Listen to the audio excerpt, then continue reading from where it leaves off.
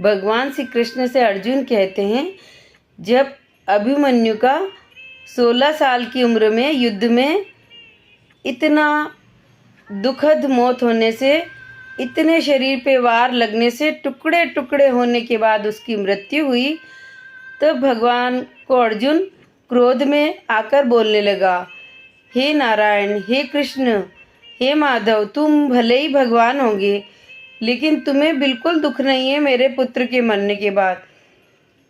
तुम मंद मंद मुस्कुरा रहे हो। तब कृष्ण भगवान बोलते हैं कि ये अभिमन्यु सिर्फ 16 वर्ष की उम्र के लिए ही आया था। इसकी खुद एक प्रार्थना थी कि मुझे ये जन्म लास्ट मिले। वो मेरा परम भक्त था, वो मुक्ति चाहता था, लेकिन कुछ प्रारब्ध उसके बाकी थे, कुछ कर्म उसके बाकी थे। अगर युद्ध में इतनी दर्दनाक मौत नहीं होती तो शायद उसको 10 जन्म और लग जाते उसको पाप को भुगतने के लिए। तो उसकी एक ही विनती थी कि भगवान, ये मेरा लास्ट जन्म होना चाहिए।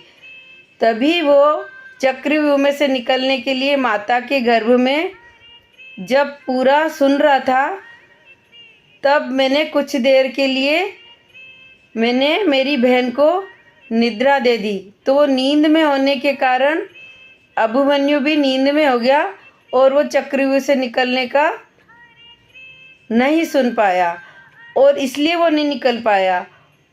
इसलिए उसको इतने दर्दनाक उसकी मृत्यु हुई। 10 जन्मों का पाप मैंने कुछ ही क्षणों में उसका काट दिया। तुम्हें अगर विश्वास नहीं है तो मैं अभिमन्यु के पास ले चलता हूँ। तब भीम और अर्जुन को भगवान स्वर्ग ले गए। स्वर्ग में अभिमन्यु वहाँ आराम से बैठा हुआ था। तब अर्जुन ने अभिमन्यु को गले लगाया, हे पुत्र, तुम अच्छे हो, चलो वापस। तब अभिमन्यु बोलता है कि कौन पुत्र, कौन पिता, मेरे तो कई जन्म हो चुके। मैंने तो सिर्फ मुक्ति के लिए ये जन्म लिया था और मुझे तो मरना ही था। तब भगवान श्री कृष्ण कहते हैं, ये सिर्फ लीला का एक पार्ट था।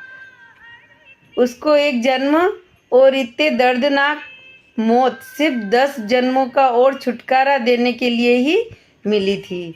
जय श्री कृष्ण। राधे राधे।